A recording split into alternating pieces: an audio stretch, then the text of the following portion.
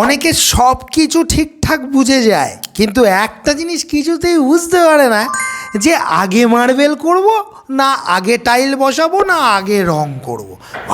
ভার একই প্রশ্ন।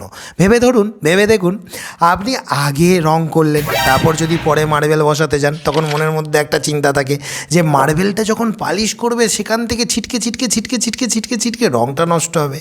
আর আগে যদি রং করে নিই, রং মিস্ত্রিরা মার্বেলের উপর যখন টেবিল নিয়ে যখন ওর উপর দিয়ে হাঁটাহাঁটি করবে, তাহলে ওখানে স্ক্র্যাচ পড়ে দাগ হয়ে যেতে পারে। তাহলে কি করব? এই রকম চিন্তা ভাবনা অনেকেরই, আমার আপনার সকলেরই মনের মধ্যে আসে, তাই না? তো আজকের ভিডিওটা শুধুমাত্র এই জন্যই যে আগে পুট্টিটা করে নেব না আগে মার্বেলটা বসিয়ে নেবো। খুব ভালো করে বুঝে নিন। সবার প্রথমে আমি আপনাদেরকে বলি, অনেকদিন আগে আমার মেন চ্যানেলে সিকোয়েন্স বলে একটা ভিডিও বানিয়েছিলাম, যেখানে দেখিয়েছিলাম যে পরপর কী হওয়া উচিত বাড়ি নির্মাণের। তো এখানে অতগুলো বিষয় ধরবো না, শুধু মার্বেল আর রঙের মধ্যে কনফিউশনটাকে দূর করব। সবার প্রথমে একটা কথা বলি, ফ্লোরিং কিন্তু একটা কনস্ট্রাকশনের পার্ট, পেন্টিংও একটা কনস্ট্রাকশনের পার্ট, কিন্তু পিওর কনস্ট্রাকশনের পার্ট পেন্টিং নয়, ওগুলো ফিনিশিং ডিপার্টমেন্টে ঢুকে যায়। ফিনিশিং ডিপার্টমেন্টে পেন্টিং ঢোকে, ইন্টেরিয়ারের কাজ ঢোকে, বোঝাতে পারছি।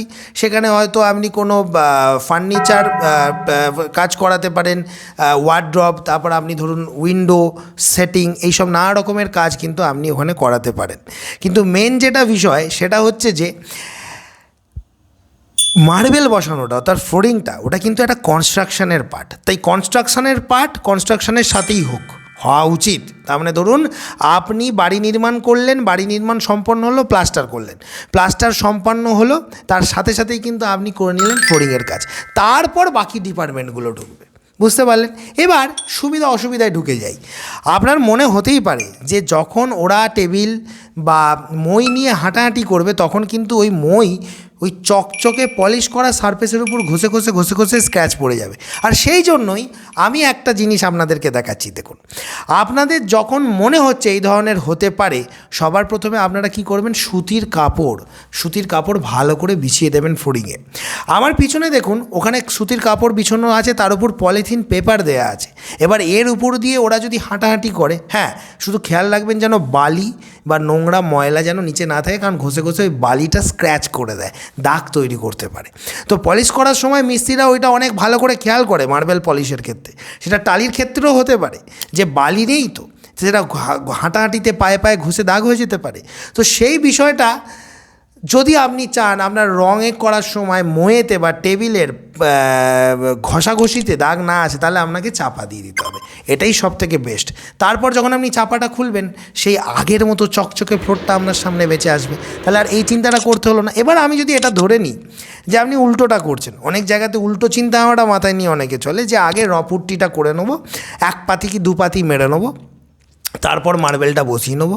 মার্বেল বসানোর পর আবার পুট্টির লাস্ট পাতিটা মারবো, 3 নম্বর পাতি, আর তারপর রং করবো। আরে ভাই, লাস্ট পাতি মারার পরেও তো তখন তো সেই রং করার জন্য টেবিল নিয়ে মই নিয়ে ঘোরাঘুরি হবে, তখনও তো স্ক্র্যাচ পড়তে পারে।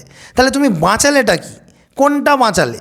এবং সবথেকে বড় যেটা সমস্যা, ধরো মার্বেল করার সময় আবার টাইল বসানোর সময় যারা অ্যাডেসিভ দিয়ে না বসাচ্ছে, যারা নর্মাল স্যান্ড সিমেন্টের রেশিও মর্টার ইউজ করছে, তাদের ক্ষেত্রে তো কিউরিং করার একটা বিষয় থাকে। এবার তুমি যদি পুট্টি হাফ করে নাও, তাহলে তুমি যখন কিউরিং করবে, সেই কিউরিংয়ের জলে তো পুট্টির ভিতরে তোমার সবসময় ড্যামটা ওই প্রথম মার্বেল থেকে কিছুটা 1-1.5 ফুট উঠে থাকবে, যার ফলে সেটা কিন্তু তোমার পুট্টিকে পর্যন্ত ড্যামেজ করে দিতে পারে।